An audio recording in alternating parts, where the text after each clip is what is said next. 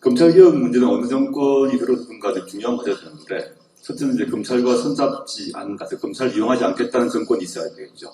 두 번째, 그 계획을 가지고 있어야 되는데, 그 계획을 가지고 실행할 수 있는 법무부 장관 같은 경우는 법무부 장관이 그걸 시행하게 되면 검찰에서 법무부 장관이 뒤를 팔 가능성이 있거든요.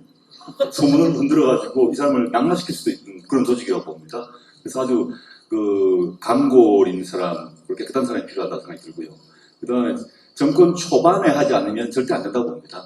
정권 후반되게 되면 또 그냥 다음 정권을 줄 설 거기 때문에 정권 초반에 집단으로 법무부 같은 데 들어가서 법무부를 일단 진보적이고 개혁적인 분이 들어가서 법무부 안에서 검찰을 개혁하고 나가시겠다 그래서 빨리 보내드려야 됩니다. 집단 항명을 하셔서 사표를 제출하면 다 받으면 됩니다. 그냥. 일본 같은 경우는 수사권은 모두 경찰이 가지고 있고 검찰은 기소권만 갖습니다. 우리는 둘 다 갖습니다. 미국 같으면 중요한 검사장은 선거로 뽑지만 우리는 선거로 안 뽑습니다. 독일 같은 경우는 수사를 하고 난 뒤에 혐의가 확인되면 검사는 무조건 기소를 해야 됩니다. 근데 한국은 검사가 기소할 수도 있고 안 할 수도 있습니다. 그러니까 미국, 독일, 일본 등등 우리가 말하는 선진국, OECD 나라 수준의 검찰에서 좋은 것만 다 모아놨다고 보시면 됩니다. 가장 막강함을 가지고 있고 그 권한을 쓸 것인가 말 것인가도 자신이 결정합니다. 선출되지도 않습니다. 이게 한국 검찰의 가장 막강한 권한이고요. 김 교수님께서 아까 이제 그 그랜저 검사하고 최근에 그 벤즈 여검사 했습니다만 사실은 덜 알려졌습니다만 중간에 제네시스 검사가 있습니다. 제네시스 검사가 누구냐 하면 지난번에 스폰서 검사로 낙마하셨던 천성관 후보죠. 이분이 문제가 됐던 게 제네시스였습니다. 신문에 이분 해외여행을 공짜로 갔다 온 것 때문에 제네시스가 묻혔어요. 사실은. 실제로 제네시스가 있습니다. 점점 이게 차 크기가 커지고 있습니다. 안타깝다. 막강한 전 세계 유례없는 막강한 권한을 가지고 있으면서 그걸 견제할 수 있는 장치가 없으니까 시민들은 그 사람한테 스폰서를 쓰고 로비를 하는 거죠. 그리고 그랜저에서 제네시스에서 벤즈까지 올라가는 상황이다. 이게 지금 우리 검찰의 모습이다. 권한은 막강하고 통제는 없는 이게 우리의 모습, 검찰의 모습이 아닌가 생각을 하는데요. 한국 검찰도 공무원입니다. 근데 검찰 인사권은 법무부 장관이 갖는 거거든요. 법무부 장관은 대통령이 또 임명하시게 되어 있습니다. 그랬을 때 그 참여정부에서 실제 인사권을 가지고 있었는데 이게 왜 잘 안 됐는지, 그 다음에 왜 앞으로는 어떻게 했으면 좋겠는지 한번 생각을 한번 얘기해 주시면 좋겠습니다. 실제로 아까 그 정치 권력하고 검찰이 서로 이제 그 유착하는 그 수단이 결국 검사에 대한 인사를 통해서 이루어지는 것이거든요. 아까 그 일부에서 나왔던 분들 전부 이제 무죄 받지 않았습니까? 그러면 그게 아주 무리한 수사, 또 무리한 기소, 그게 또 정치적 목적의 표적 수사, 표적 기소였다는 게 드러난 셈이죠. 어쨌든 검사가 수사해서 기소했는데 무죄가 되면 그러면 문책 받아야 당연한 거잖아요. 문책 받습니까? 안 받거든요. 오히려 그런 그 무리한 수사, 그다음 무리한 기소에 대해서 별거하고 상관없이 그 검사들은 맞으면 인사를 통해서 보상을 받죠.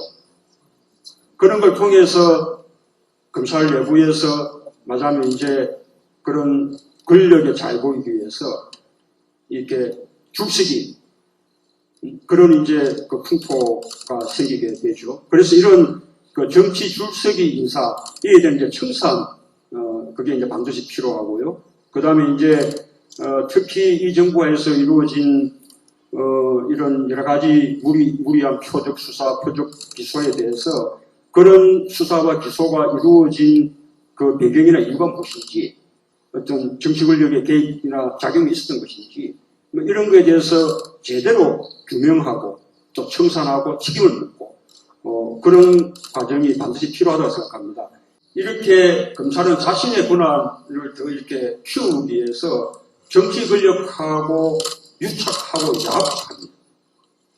그래서 정치 권력의 어떤 그 기대에 대해서는 눈을 감고, 반면에 정치 권력에 대해서 입장을 다르게 하고 또는 반대파에 대해서는 표적 삼아서 수사하고 기소하는, 이런 그 검찰의 그 정치와 정치 편향 문제, 또 하나는 검찰이 수사 과정, 또 수사의 앞분도 소환하는 과정, 그리고 또 수사하는 동안에 그 마치 피의 사실이 확인된 진실인 것처럼 하고 이제 특별해서 하는 그 피살 공표 이런 걸 통해서 인권을 제대로 보호하지 않는 이런 큰 세 가지 그 문제가 있는데 이 고위공직자비리조사처는 크게 두 가지 의미가 있습니다. 하나는 우리 역대 정부에서 끊임없이 그 권력형 비리가 발생하는데 이 권력형 비리가 발생하는 그 가장 큰 이유가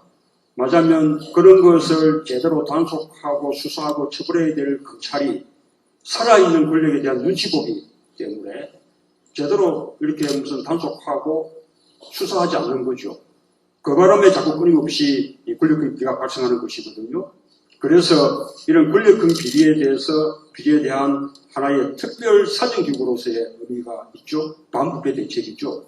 그 다음에 또 하나는 검찰에 대한 견제 장치입니다. 우선 이제 검찰이 제대로 이렇게 이제 권력형 비리에 대해서 작동하지 않는 그 경우에 이 고위공직비리조사처가 그것을 수사함으로 해서 검찰을 이렇게 이제 견제하고 각성시키는 그런 의미가 있고, 또 하나는 검사의 잘못, 검사가 어떤 부패하고 비리를 저지르고 또는 직권을 남용하고 또는 마땅히 수사해야 될 사건, 마땅히 기소해야 될 사건들을 제대로 이렇게 처리하지 않고 이런 검사의 잘못에 대해서 견제하고 조사하고 처벌할 수 있는 장치가 있어야 되는데 우리나라에서는 그 역할을 또 검찰이 하는 거 아니에요?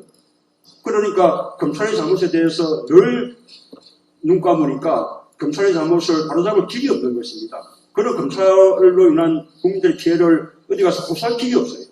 어쨌든 이제 그렇게 이 고위공직자비리조사처의 조사 대상에 그 검사가 들어가는 겁니다. 그래서 검사의 잘못에 대해서 이렇게 견제하고 문책하고 또 처벌할 수 있는 그런 하나의 장치로서 의미가 있어서 다음에 우리 민주개혁정부가 들어선다면 반드시 다시 추진해야 된다고 봅니다. 법무부 장관이 특히 중요한데 제가 전해들은 얘기는 국무회의에서 장관들끼리 농담을 한답니다. 근데 법무부 장관들 각 부처마다 장관 밑에 차관이 하나씩 있지 않습니까? 근데 법무부 장관께서는 야 무슨 장관 무슨 적이야 내 밑에는 지금 내 밑에 장관이 있어 있다는 거죠. 왜냐? 검찰총장이 장관급입니다. 법무부 장관 밑에 검찰총장이 있습니다. 장관이 있습니다. 그 다음에 검찰 조직에는 차관급 검사장이 54명이 있습니다. 차관이 50몇 명이 있습니다. 그러니까 엄청난 권한을 갖고 있는 거죠. 즉 법무부 장관의 권한 자체가 얼만큼 큰가를 당장 조직 구조로 보여줍니다. 다른 부처에는 장관 하나, 차관 하나 있어요. 이만큼 중요한 법무부 장관 자리를 누가 임명하느냐? 대통령이 임명합니다. 저는 문재인의 운명이 뭔지는 모르겠습니다. 앞으로 어떻게 되실지 문재인 이사장님 스스로도 모르실 것 같습니다. 본인의 스스로 아실지 그걸 누가 만들어줄지도 모르겠습니다만은 지금 자의반 타의반 거론되고 있는 상황에서 어떤 분이 법무부 장관이든가가 사실은 검찰개혁의 핵심 중에 하나입니다. 사실은 누구를 임명하실 것인지. 그럼 우리 그 조국 교수님 어떻습니까? 그런데 농담이 아니고요. 근데 이제 그 법무부는 아주 이제 또 이제 두 가지 큰 그 역할을 좀 해야 되는데 하나가 아까 우리 김선수 변호사님 말씀하셨던 그 법무부의 비검찰화 이게 굉장히 중요합니다. 이 법무부 산하에 검찰이 있지만 검찰만 있는 것이 아니고 법무부 업무는 인권 옹호, 출입국 관리, 또 교정 검찰 말고도 굉장히 중요한 업무들이 많거든요. 다 검찰 모두 다 중요해요.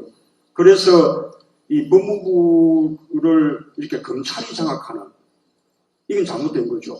그래서 법무부의 비검찰화 이게 이제 아주 좀 절실히 필요한 일이고 또 하나는 검찰의 권한이 아주 그 강력한 만큼 이 검찰 권한에 대한 통제가 필요한데 이제 우리가 강조하는 그 검찰권에 대한 민주적 통제죠. 그럼 이 민주적 통제는 물론 이제 우리 국민들이 해야 되는 겁니다. 그런데 국민들이 직접 다 할 수 없죠.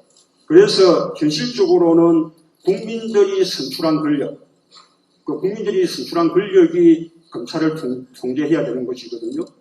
하나가 대통령이고 또 하나가 국회죠.